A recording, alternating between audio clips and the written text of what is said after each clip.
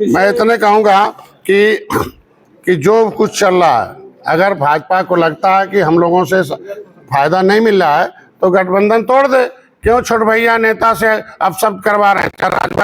राजभर के भी यहाँ नेता अब सब उल्टा पुल्टा बोलते रहते हैं। अभी आरएलडी के एक नेता हैं बेचारे, वो हम लोग नहीं, वो जाटों का वोट दिलवाया आरएलडी ने। क्या उनके नेता जो है जाट उनकी पार्टी के खिलाफ बोलेंगे? हम कहते राजभर का नेता है, राजभर भैया आज के दिन में, तो अब नेता भर्ती करके एक जो है उनसे अपशब्द कराएंगे। और मैं भी अब निषादों का नेता और निषादों को वोट दिलवा रहा हूँ, तो क्या ये छोट भैया नेता को भर्ती करके ये कौन करा रहा है? अरे यार, हम कह रहे हैं आज के दिन में अगर जिसको सरकारी नहीं, मैं कहता हूँ जिसको सरकारी सुविधा मिली हुई गनर है और कहते भाई हम टिकट देने के लिए भाजपा ने, अब गोरखपुर से हम तो जानते थे कि माननीय गृह मंत्री टिकट देते, भारतीय जनता पार्टी टिकट देती है, या फिर माननीय मुख्यमंत्री जिसमें इन्वॉल्व होते हैं, भारतीय जनता पार्टी का एक पैनल है। लेकिन अभी अखबार से कल पता चला कि नेता लोग भी टिकट बांट रहे हैं। ये तो बहुत अच्छी बात है, कम से कम टिकट तो हम का आपने नाम लिया, तो कौन ऐसा कोई पावरफुल आदमी है जो इन सब छोट भैया नेताओं को आगे बढ़ा रहा है?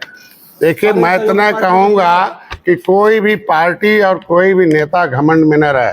समाज है, सब देख रहा है। आज के दिन में हम लोग सहयोगी दल हैं।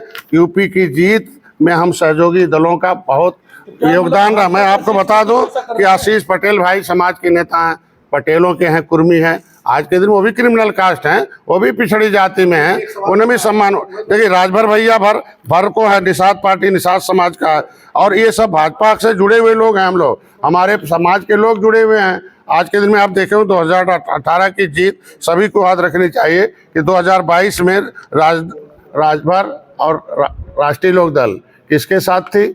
समाजवादी पार्टी के साथ थी ना। 45 से 125 पहुंचा दी थी। और मैं भारतीय जनता पार्टी के साथ था। सपा बसपा एक हो गई थी, एक ऐतिहासिक योगी 2 की सरकार बन गई। तो आज के दिन में हम लोग ये निषाद समाज को गुमराह करने का काम नहीं करें। आज के 2024 की जो हार हुई है, इन्हीं नेताओं की वजह से हुई है, उल्टा पुल्टा समाज को गुमराह करने का। जी, आपने अभी कहा कि भाजपा को गठबंधन तोड़ लेना चाहिए, फिर आप लोग अपनी बेइज्जती बता रहे हैं कि हमें बेइज्जत कर दिया गया। अरे हम कह रहे हैं अपशब्द बोले, हम कह रहे हैं भारतीय, हम लोग, हमारा काम है कि सहयोग करना। हम लोग भगवान राम के, मैं कह रहा हूँ, मैं भगवान राम के आत्मवालसका निषाद राज का वंशज हूँ। मर्यादा पुरुषोत्तम भगवान राम की बात भारतीय जनता पार्टी करती, निषाद राज की बात हम करते हैं। तो मर्यादित शब्दों का बात होनी चाहिए। अमर्यादित शब्द अगर मैं कर अमर्यादित शब्दों का जो प्रयोग कर रहा हो, तो उसके खिलाफ भाजपा कार्रवाई क्यों नहीं करती है? करे, अगर नहीं करती है तो जो देख लीजिए क्या हाल हो रहा है आज के दिन में। आपने 2018 की बात की, तो क्या फिर वो इतिहास फिर दोहराने की तैयारी में है आप? नहीं, मैं आज के दिन में सिचुएशन आएगी क्या फिर से? देखिए, मैं कह रहा हूँ आज के दिन में कि हम लोग पिछड़ी आपको पता होगा कि हम जहाँ खड़े हो जाते हैं, चाहे हम राजभर भैया, आशीष जी हो, राष्ट्रीय ये जातियां भारतीय जनता पार्टी। आप निषादों के नेता हैं, राजभर जी राजभर का नेता है, अनुप्रिया पटेल पटेलों के नेता है। तो मतलब अगर नहीं होते तो साथ में क्यों लेती भाजपा? अगर सहयोगियों की बात नहीं सुनी जा रही है तो सहयोगी क्यों नहीं अलग हो जाते? नहीं, हम मैंने कहा कौन सी बात नहीं सुनी? आप लोगों की बात नहीं सुनी जाती, आप लोगों। अरे मैं यही कह रहा हूँ कि उसके बाद आप लोग भी साथ कहते हैं। ये मुख्यमंत्री का क्षेत्र है। माननीय हमारे योगी आदित्यनाथ जो हमारे मार्गदर्शक हैं, हमारे इस यशस्वी मुख्यमंत्री पूरे प्रदेश को उस पे ले जा रहे हैं। लेकिन जो इम्पोर्टेंट नेता हैं सपा बसपा कांग्रेस के, वह लोग कहाँ ले जा रहे हैं? वह लोग किस तरीके से समाज में आज के द्वंद्वता पैदा कर रहे हैं?